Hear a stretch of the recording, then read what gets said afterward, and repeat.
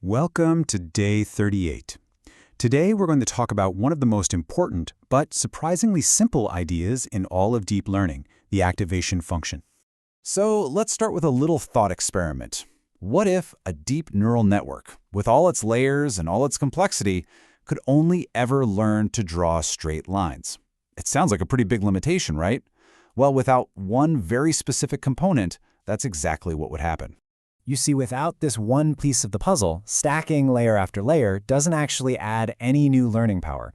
The whole network, no matter how deep it is, just collapses down into a simple linear model. It completely loses its ability to learn the complex, curvy patterns that we see in most real-world data.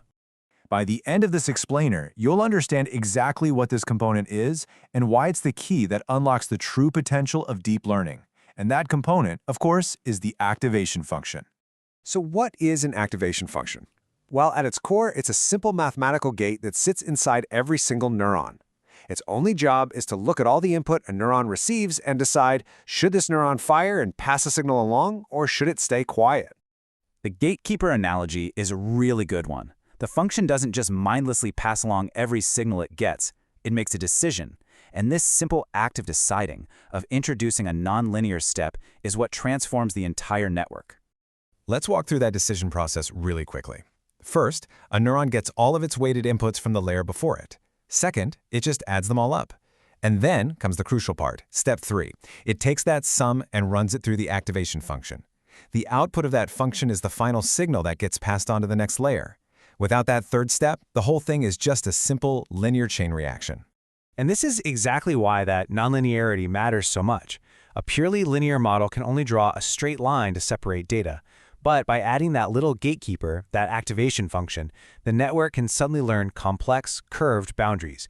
It can see the nuance in the data, not just the simple, straight-line patterns. Honestly, this is the entire reason we build deep networks in the first place. Now, what's interesting is that the best tool for this job has evolved over time. So let's look at 3 key functions that really tell the story of this evolution, from the early classics to what we use today. First up, we have the classic, the sigmoid function. It's this nice, smooth, S-shaped curve that squishes any number you give it into a value between 0 and 1. This makes it really useful for things like probabilities. But it has a major problem. Look at the 2 ends of that S-curve. See how they get almost completely flat? For the network's learning process, that's bad. It means the learning signal, or the gradient, gets incredibly small, close to 0. And when you multiply these tiny numbers over and over through many layers, the signal just vanishes. That's the famous vanishing gradient problem, and it can bring learning to a dead stop. So next came an improvement called tan. It looks a lot like sigmoid. It's another S-curve, but it squishes its output between -1 and 1. Now this simple shift is actually pretty clever. By centering the outputs around 0, it helps the training process move along a little faster. But as you can see from its own flat ends, it still has that same fundamental vanishing gradient problem. Better, but not perfect. And this brings us to the modern champion, ReLU, which stands for Rectified Linear Unit. Its logic is brutally simple. If the input is negative, the output is 0. If the input is positive, the output is just the input itself. That's it. This simplicity makes it incredibly fast to compute. But more importantly, for any positive input, the learning signal is a constant 1, so it just flows right through, which completely avoids the vanishing gradient problem.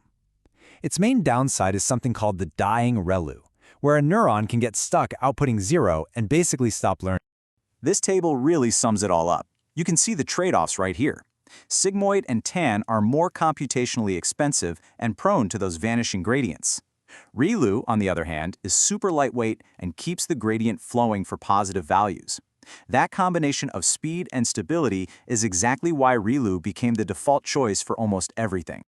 Okay, so how do we actually use these in the real world? Well, choosing an activation function is a strategic decision. It really depends on what part of the network you're building. So here are the practical rules of thumb. For all of the hidden layers in your network, your default choice should almost always be ReLU, mainly for its speed. The real choice comes at the very last layer, the output layer.